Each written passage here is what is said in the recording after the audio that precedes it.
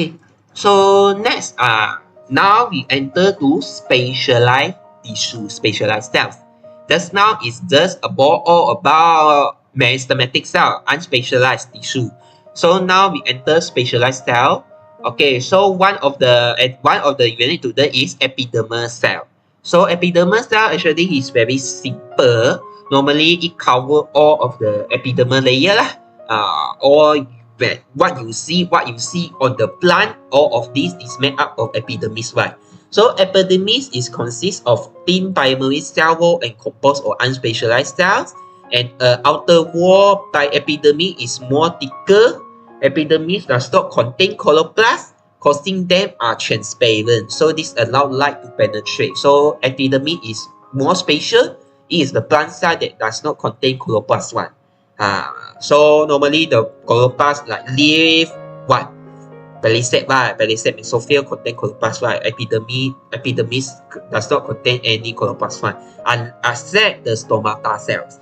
Stomata cell is located at the epidermis, right? Gut cell. So this one though, all gut cell is you will learn in semester 2. So this chapter is the basic chapter for semester 2. So all of these later you will see in semester 2 one. All of this, especially the vascular tissue lah. And in woody plant, the protective tissue will call periderm, prepares the epidermis. So this one I already explained. It is more focused on secondary growth lah. And in leaf and moss stem, the cuticle. So the epidermis, it contains the best cuticle, one type of lipid. It can prevent the water loss